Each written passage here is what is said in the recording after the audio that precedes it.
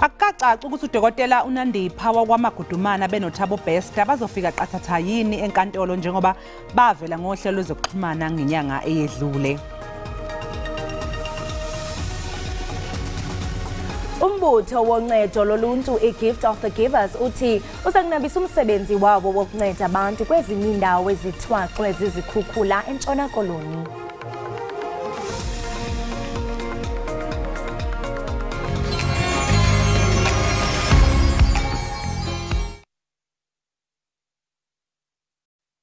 Bukela iqonqonqo emakhaya sanibonani nonke emakhaya ngithi ishow ethi Ekhaya Jikelele isiyaqala khona manje la ku DTT from 6 to 9 zonke izinsuku kusukela ngomsombuluko kuya ngoLesihlanu asibheke manje iphethe wena sport iphethe wena business news iphethe nezindaba ezinohlonze asibukele Ekhaya Jikelele.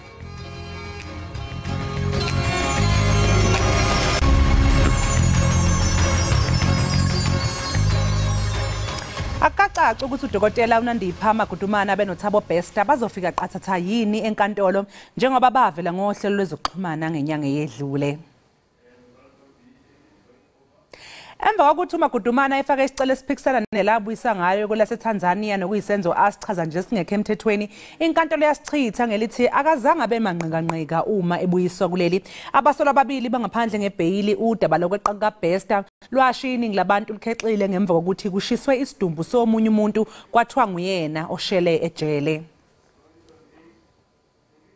Ukusuka kwaSabo Best suka la ebosholwe khona ezinkantolo okuthanda ukuthi kube risky kakhulu nokuzodla imali ethanda ukuthi zibini ngayo. So mangabe kuthiwa icala akusiza ukuthiwa lizoqula kuzokwenziwa lento esibiza ukuthi housekeeping kusazocheckwa nje ukuthi simi kuphi nezinto angikholwa ukuthi state sofuna ukungena endlekweni engakho. So kungenzeka bavele ngokukhamera adena nayo udokotela usanalo ithuba lokuthi akwazi ukuthi apply ibail noma tshena inkantolo ukuthi kuzofaka ibail ngosuku olungaka.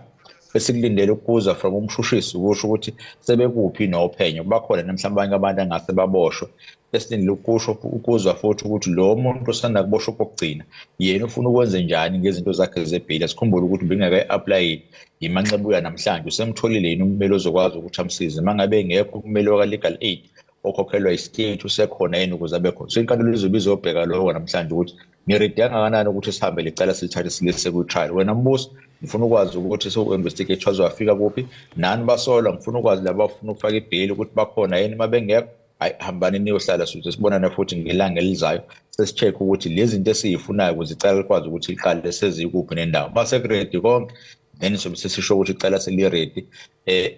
Ungabona ukuthi mhlambe bese liyamove liyiswe lapha enkantolo phezulu eHigh Court zobe usuyabona ke lapho masalilalelwa yijaji hayi manje ukuthi cha engase siserious ke manje sesifuna ukuthi udaba lethu liye phambili icala selizoqala. Ngatsho kuye umnumzana Mpumelelo Zikalala xahlelwa mgama umbutho woncedo loluntu iGift of the Givers uthi uzakunabisa umsebenzi wabo wokunceda abantu kwezinye indawo ezithwaxwe zizikhukhula eNtshona Koloni.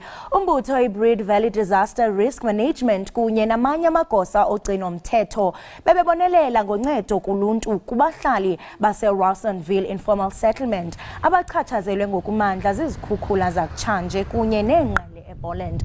Amagosa ke kamasipala waseBreed Valley athi House River, Ida Rooms kunye neAvian Park nazo ziphakathi kwezinye indawo ezithwaxwe kakhulu yimvula enkulu. Umasipala iSolplaki eKimberley Northern Cape usubeke eceleni imali engango 1.1 billion amarandi ukuzisetshenziselwe ukulungisa ingqalazizinda yamanzi esigugile kuleminyaka emihlanu ezayo.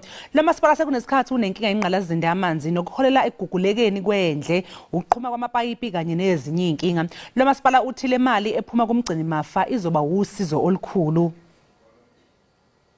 Imeya yaseSolpaki uKagisho Sinyoni uthi le ngqalasizinda yamanje yakhiwa kudala kakhulu ngo-1940 futhi siphelelwe isikhathi manje.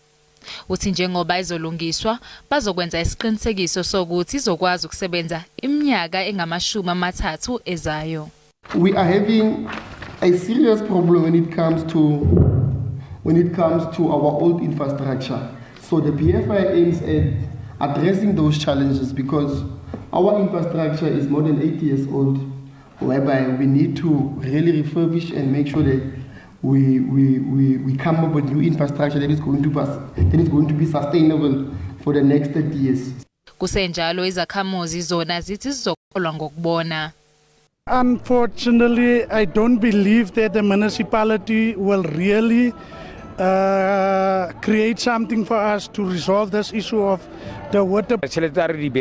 Uthi kumele kusetshenziswe imali ukuthenga amapayipi amasha. Lamapayipi akhona ahleze eqhuma wonke amasonto.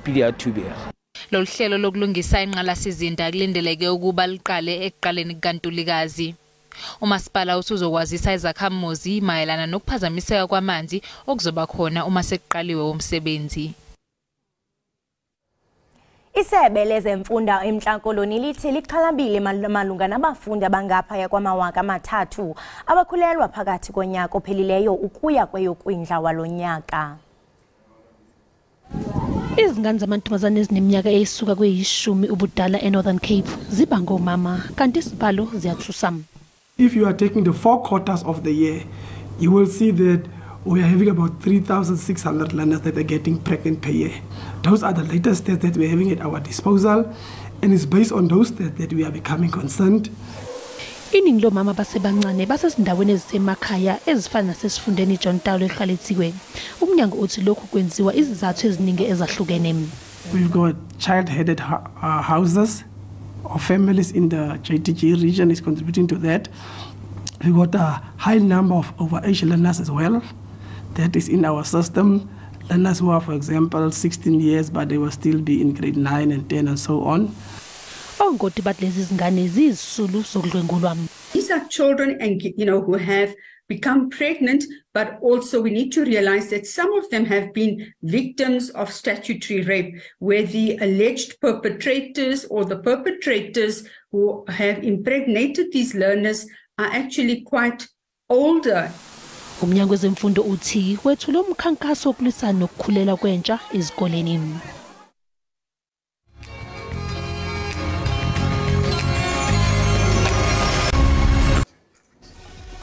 Siphinde sikwamukele embukeli ekhaya jikelele sibonga kakhulu ukuthi usahlezi kanye nathi kanti ke njengamanje ke sibheke ezohwebo. Kuvalele uphezulu uhwebo lwerandi eyimakethe. Irandi libizwa 18 rand 18 cents edoleni lasemelika libo 23 rand 26 cents kupondo kanti lingu 19 rand 85 cents ku euro. Ipula laseBotswana libizwa 1 rand 36 cents. IJSE yona ivale inkomba yezabelo yehlile. Igolide libiza $1,950 i-ounce, platinum yona ibiza $977 i-ounce, uwelo ngahluze ubiza $76.51 umphongolo. Masiphinde kwakhona mbukeli we-Ekhaya jikelele sihabule sifince kuqikelelo lwemozulu.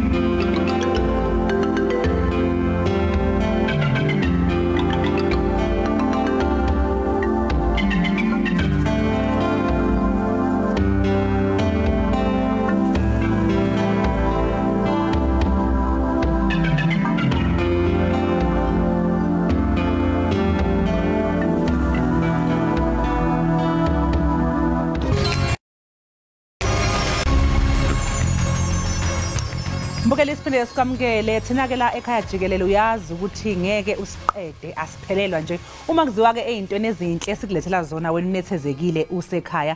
Namhlanje ke lapha e-studio sethu sikulandele uDinga Mathabela ongomunye ke wosaziwayo ngumlingisi uphinde futhi abe umbhalo wencwadi kanye nomsakazi. Dinga siyakubingelela ekhaya Jikelele. Inkosi ngoba nami namhlanje. Sethembe uzizwe usekhaya. Phela thina la nje noma unganqika esitulweni hlale kanje kusekhaya. Yeah, yazi kwamna ndifuna ujika kwesisitulo but I'm very excited ukuba nawe namhlanje. Just a correction though ngudinga lethu maphithela. Oh maphithela phe oh my bad. Asikulalela ufanele ukuba umZulu. Ngibone nje uMathabela ngakuthandela yena. No ingumaphithela. Okay dinga lethu uMaphithela siyabonga kakhulu kuba nawe namhlanje. Mhlawumbe nje ke siqala ukutshele umbukeli ke ukuthi ubani uDinga. So udinga lethu wakwamaphithela uzalelwe eLusikisiki in the Eastern Cape. Kulapho nikhule khona, kulapho ndoluse khona and kulapho ndispende ixesha elininzi ndifunda kwaye ndiphupha ngezinto endifuna ukuzenza ebomini. So uphupha ngantoni nje kusixoxela?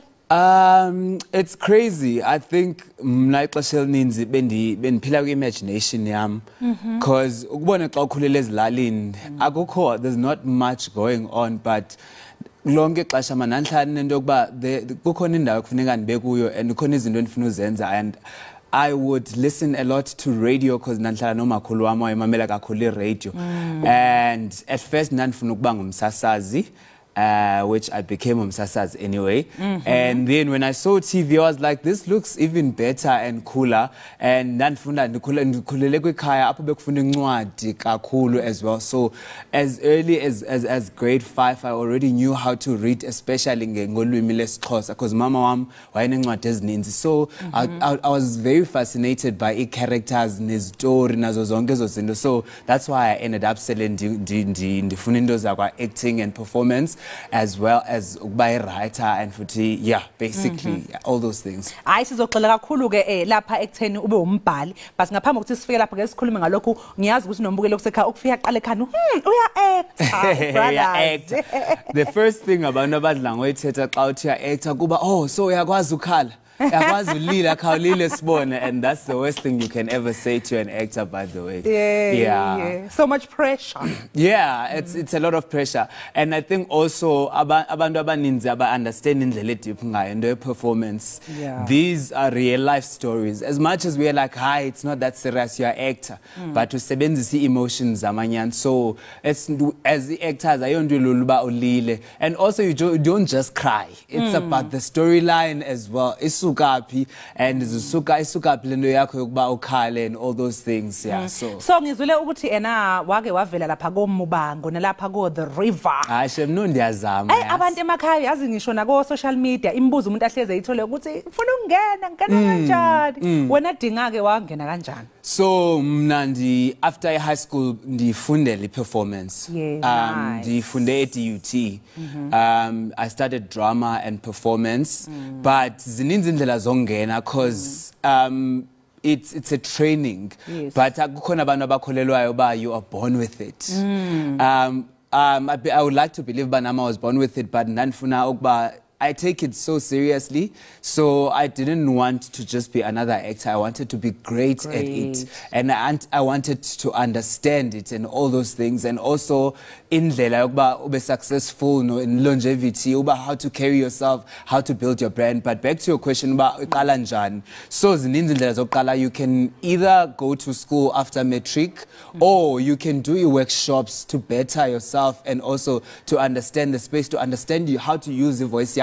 How to use your body and all those things. You read a lot, you must be a reader so that your world is bigger. That kind of broadens your world and it broadens your characters and your range as well. So doing your trainings, it doesn't have to be formal. Ungenzi workshops. Once you've done that and you feel confident, then you get an agent. Because I come to Tata serious artist and I agent, unfortunately. And also if I'm an agent, you can be great great and ungafumana umsebenzi but then lonto ekuvulela ba unga exploiter nok exploiter so for avoid izinto ezinjalo it's always best ba ufunde about the industry and also get management that really believes in you as a represent. Hayi cha wedinga lethu uyabona nje ngathi sidinge yethi episode uzothi how to ubatshela abantu emakhaya ukuthi mhlambe kufuneka nibhale incwadi ngalonto yayibona lazike la unugudi ke eincwadi hayi kaloku mina zinto zami ezo bengisasaza ukubuza ukuthi manje uya actor ubhala incwadi and all of that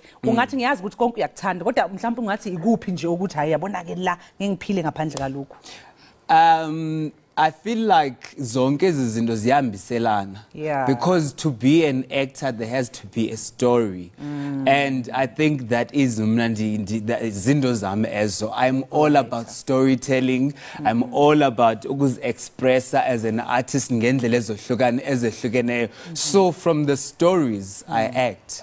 So in a way ziyahambelana izinto. So let's talk about incwadi yakho ke babas. The relationship. The relationship. I mean, uyasiza nesihloko sakhona sikwenza ukuthi awuthi ngibonga ngoba yabona nje South Africa ngitshele baningi abantu ekuthiwa baxakwe imjolo. I'm sure le ncwadi le will come in handy.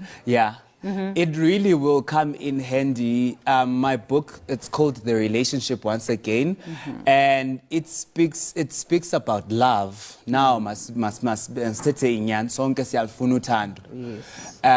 but it also speaks about hurt.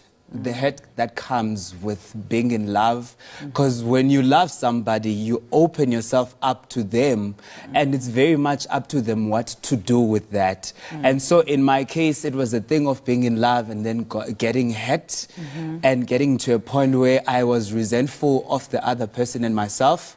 And then all the stages from love to hate to resentment to the relationship becoming a war. So it's a war zone. And from that also then coming back to myself, to loving myself, and then forgiving myself and forgiving the other person. So those are the themes that I explore and speak about for kwincwadi yami. All right, so ke umbukele khame ngabeke naye uneyinkinga zomjolo ufisa ukubona le ncwadi lena bangakuthola kuphi bangacommunicate kanjani now? So incwadi yami, basically I'm an independent author, so ndizenzele ngokunokwami. So abantu bangaxhumana nami kwinkonzo zokuxhumana, your Instagram, your Twitter and Facebook kude ngalethu Maphithela, and they can also email me emails zami zikwa social media. Okay, so yazi ngizwa ngicabanga uma ngabe uthi ena incwadi zakho uyayibhalela and all of that, bengifuna ukukubuza ukuthi kubaleka kanjani, because you know with music, with umculo kunama artists amaningi aba exploitwayo, umuntu usethi I record label yami ayisangikhokhelanga or ini as umbhali imapha ama challenges of exploiteka nanokuthi how do you go about ukuthi uyiqalele nje wena uthi ngizoba umbhali and ube solo? Number one, if ubanga ufuna ukuba ngumbhali, you must read a lot.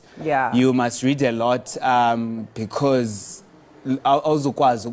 if you're just writing, you need to establish your style sakho sokubhala. You need to have an understanding of like what does it mean to be a writer, the stages, and you need to take your time and you need to do your research. Research on what it means to be an author under another publishing company, and also what it means to be independent. The challenges, like it's great to be with a publisher because you literally don't have to do much. All you have to do is write. But if you go into the independent author route, then it's a whole lot more, because then you have to understand the business aspect of being an author, not just an author. So I think you have to do a lot of research, and you have to ask for help. And I think abantu abaninzi they are so focused on the dream and they want it to come to life. And so even if abantu bazo-exploit it, because you think as long as ndibhala, but once ubhale and incwadi yakho out and you get nothing out of that, that does something. It strips away who you are, because this is your art and it's supposed by iseve wena na ukwazi ukutya ukwazi uzenzela izinto zakho ngokwakho. So I think abantu maba research kakhulu. Hawu siyabonga kakhulu kodinga lethu Maphithela ukuthi uzosivakashela namhlanje. Hayi sizoyibheka incwadi yakho sikufisela nje konke okuhle kuya phambili. Mbukeli ke lo bekudinga lethu ebesixoxisana naye mayelana nencwadi incwadi yakhe ayibhalile the relationship kanjalo nokuba umlingisi esho nokusho umbukeli ukuthi kubalekile ukuthi wenze research uthola ulwazi ngaphambi kokuthi uqale into ukuze uzoba nolwazi lonke ugcine ungayitholi ususesimweni lapho usubona ngazi ukuthi uyasetshenziswa kodwa usebenzele emoyeni amandla akho awuwaboni ngakho ke yonke into ozoyiqala mbukeli qale ubhekisise uthole ulwazi ngaleyo nto asithi ke qunga seyito lombukeli sizobuya mangabe sibuya ukholosa ubhizi lapha usekhanda ikhishi lakhe elincane ngathi khona umpheki ozosivakashela ungayindawo usahleze ekhaya jikelele.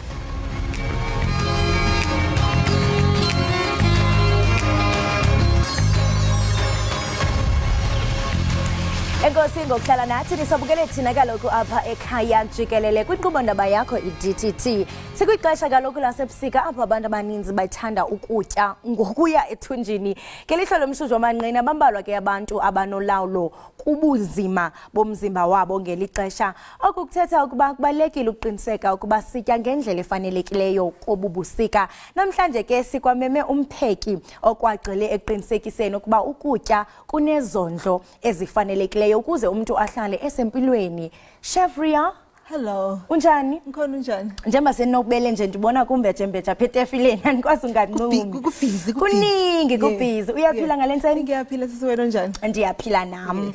Masiqale sisebusika ngoku. Yebo. And siyaqonda into yobana odade wethu nabafowethu baba nengxaki ba umuntu ebusika umuntu utya kakhulu ade athi mhlambe xa izawunxibe emsebenzini abone ba upitsekile kuba impahla ziyazokuba zikhukhumala. Ungathi mhlawumbe unobangela walonto yintoni ngaphandle nje kusebusika? Yazi inkinga yini I think Max sizokugodola the first thing that you think is that ufuna ukudla okuhearty a comfort food amagwinya into ezinjalo generally when it's the colder it is, the less healthier people tend to eat. And one of the biggest things also is that when it becomes winter, people reduce intake of water and then they drink other things. There's no sugar and then that's the other thing that is aguti si gain weight during winter, and then when summer comes, surprise, surprise, impahla zalingani kahle.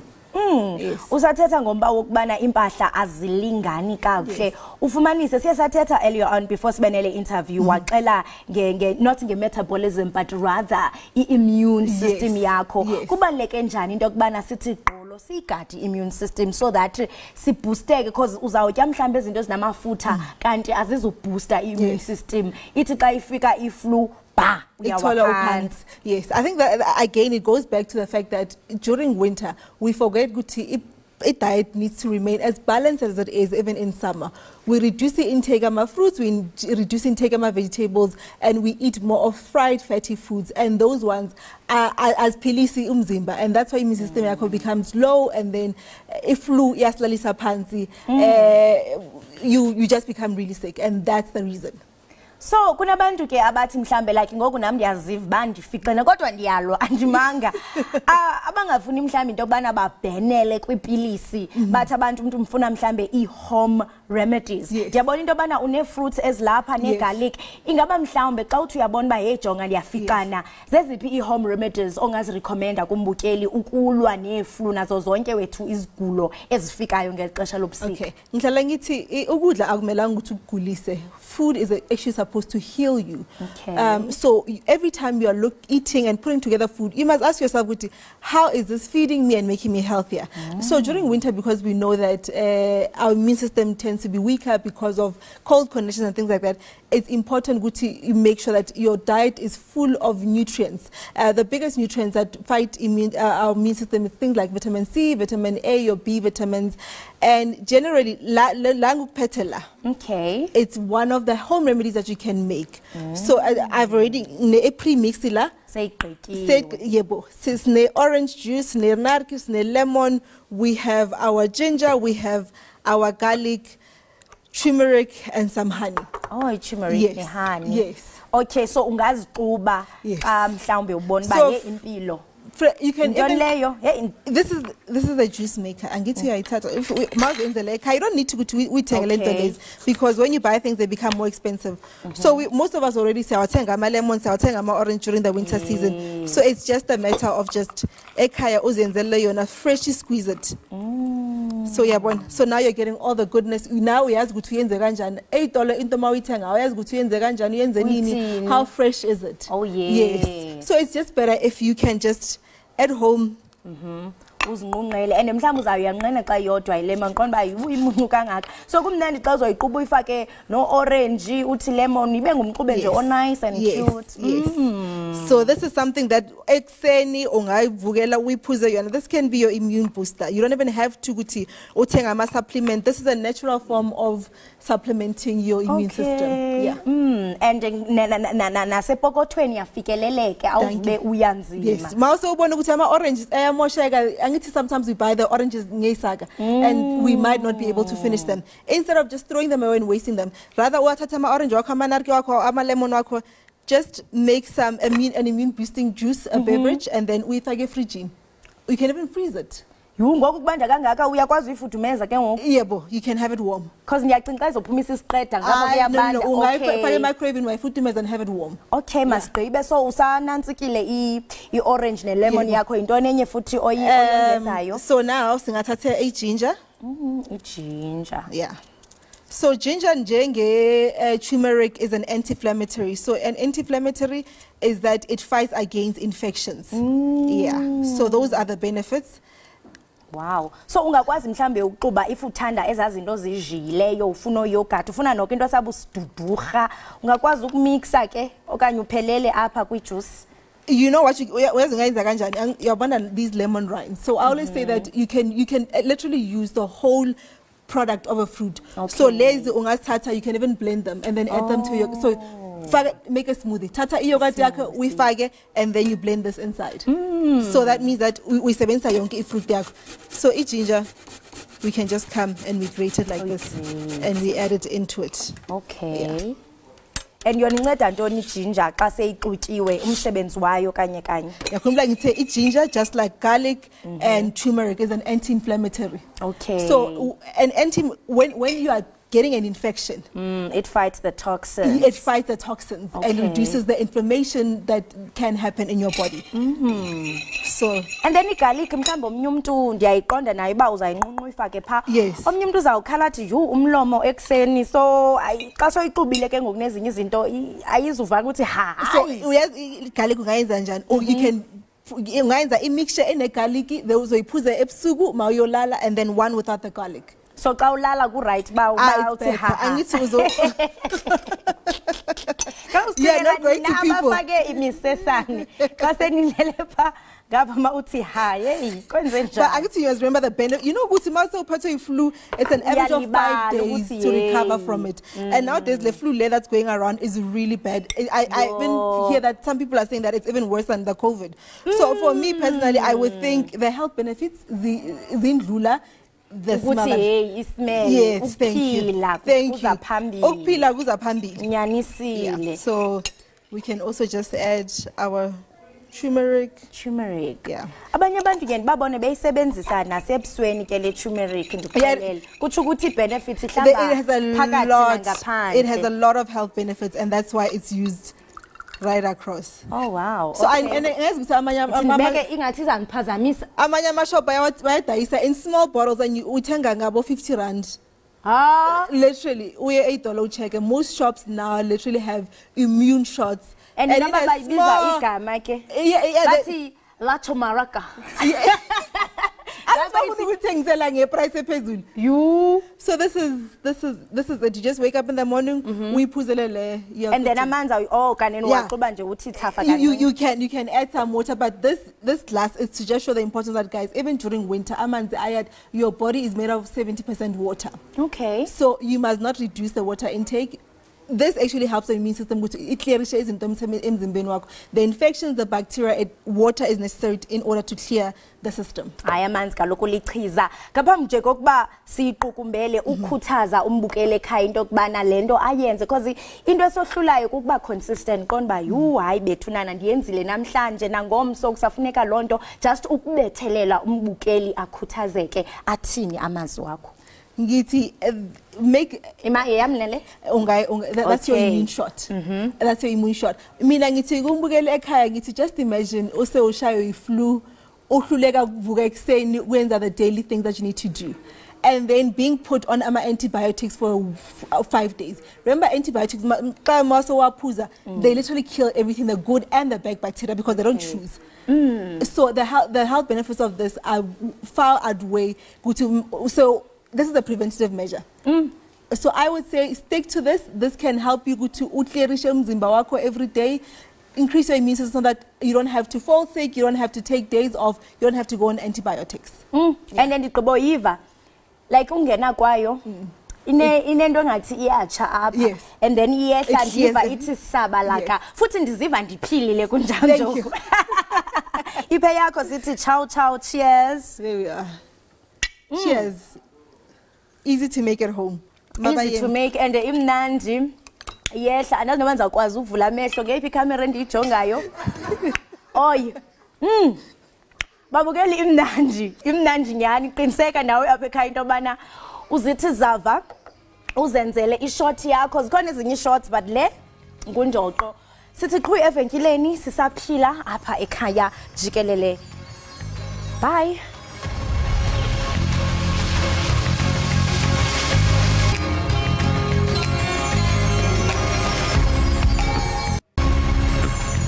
Siphinde ke sikwamukele mbukeli Ekhaya Jikelele breakfast show.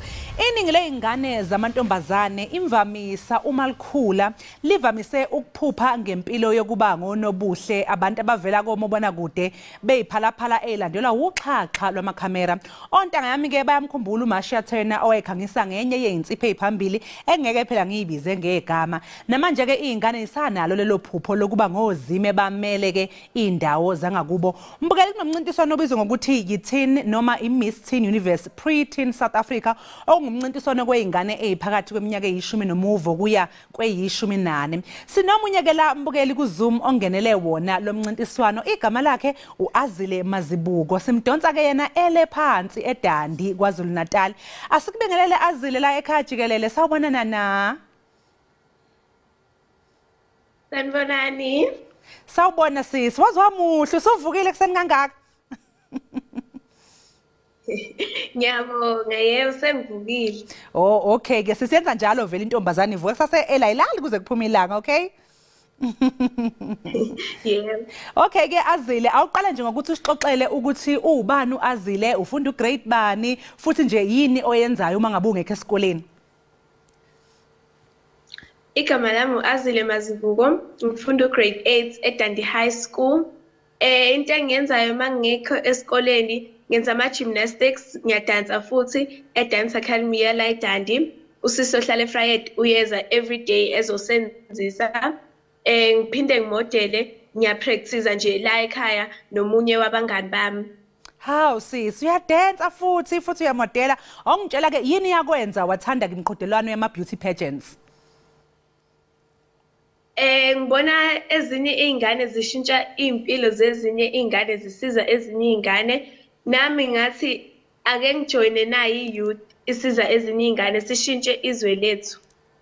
Hawu sisi, kwazi kwayinto enhle leyo. Manje we Azile, njengoba ubonakala unephupho elikhulu nje, uma ngenzeka kwakho uyithola umela iningizimu Afrika kanye nezwekazi uqobo, uhambele ngisho namazwe omhlaba ulandelwe zihlwele, ingabe kulungele yini ukubhekana naleyo pressure? Yes, ngi very aware of the pressure mangenzeka lokho. Mina ngumuntu abantu ngiyathanda ukusocialize, so anginankinga nabantu and the pressure engitholayo because i-support engithola kuwonke umuntu is just overwhelming and very nice. Hawu sisi, siyakubongela. Manje ungitshela ke wangelela kanjani ke uMiss Teen Pre-Teen? So makuyi pre-teen kusho ukuthi uneminyaka emingaki wena? Ngina 13 ngizothi 14.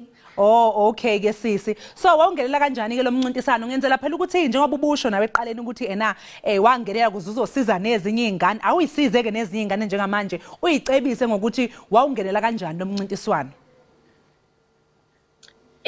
Waw request ama forms lapha ku WhatsApp, wafile in ama forms akho nomzali wakho ngeguidance kamzali wakho. Bese uyakhokha bakusendela ubasendela isithombe sakho bekwenzela iposter enhle bese wena ke seku over to you uzoshintsha ezinye izimpilo zezinye izingane nabanye abantu abahlalayo la kwi community yakho. uzobahambisela izinto abayidingayo noma ubakhulumise nje kahle uhlale nabo kahle ubakhulumise ngezinto zempilo uba-understandise ukuthi yini leyo yenzayo engaka. Manje Azile ngeke ngabona laphayana emakhasini akho ezokuxhumana ngabona izithombe zakho kungazuthi ubuhamba uyonikezela ngamaqebele yane noma ke ama sanitary pads ezikoleni ingabe ubani okusizayo ukuthi ukwenze lokho kanti yini futhi oyidingayo ngoba into enhle le esigqugquzelayo nathi esifisayo ukuthi sikubone uyenze uqhubekela phambili ingabe ubani okusizayo nokuthi yini into oyidingayo ukuze ukwazi ukuqhubekela phambili? Le poster le ngayenza yasherwa la eDandi yasherwa nagogoli no mama basegoli ngaphinde ngathola usizo kubo abantu bemndeni abangani bonke beletha ama pads lokho abakwazi ukuletha bakulethe ukuze sizosiza ezinye izingane zingabaleki esikoleni ngoba nazi izimo ezibhekelene inganawo ama pads. Ubakithi sengathi ungaqhubeka yeze nomsebenzi omuhle lo owenzayo uyancomeka kakhulu futhi siyakweseka siyaleseka futhi nephupho lakho ingabe ke yini oyidingayo ukuze unqobeke manje ke lo mncintiswano kaMiss Teen Universe mhlawumbe futhi ungabatshela nje nababukeli ukuthi kuvotwa kanjani noma into ekanjalo?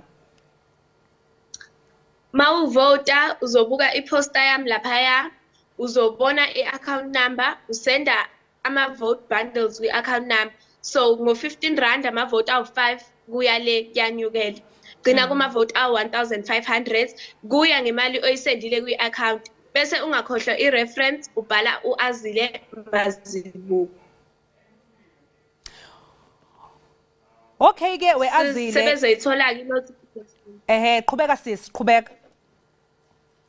Bazoyithola i-notification yemali oyisendile bese ngo-20 July bazowa-calculate onke amavoti besho ukuthi ngikutop njengamanje bese babona wonke lo msebenzi engiwenzayo behlanganise nama-interview engizobe ngiwenza ngo-October no-December. Okay sisike batshele ukuthi ke emakhasini akho okuxhumana lithini igama lakho lapha ko Instagram no Facebook njalo njalo khona bezokwazi ke ukuhamba bayobona le post okhuluma ngayo.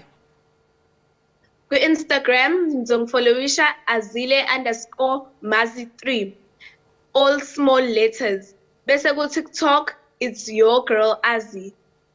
Okay ke sibonga kakhulu sikufisela konke okuhle ngaphambi kokuthi ngikudedele weAzile ngicela nje unikeze abanye ontanga bangangawe ezinye izingane uyinikeze nje umlayezo omnandi ongathanda ukuthi ubatshele bona ukubagqugquzela ukuthi babe best that they can be.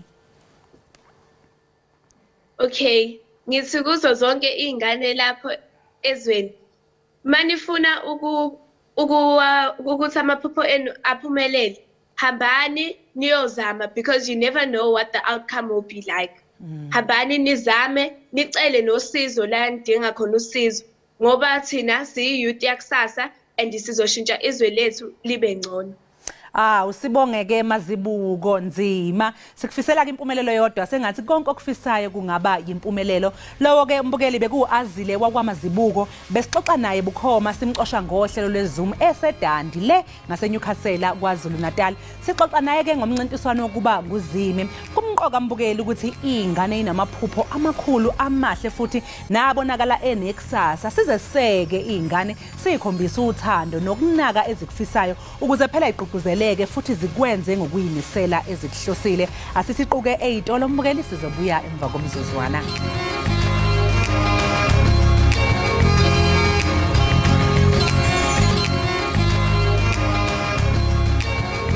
Siphinde sinamkele nisahleli nathi apha ekhaya Jikelele kodwa ngoku ke siyayiqola siyayinqonqotha le yure naze nexoxe kamnandi nozakwethu apha eKZN eDandi. Hawu nkosiyami bakithi ngithande nje mayisethi nje wenzela nje ukusiza amanye amantombazana ezinye izingane girl power. Yes. Hey nami sathe zava kamnandi kodwa ndiyabona kodwa ithenqe apha engqondweni ikhona into eyenzile manje le juice andiyazi intoni kodwa ngoku umbukeli masirhabule sifince kwakhona kuqikelelo lwemozulu.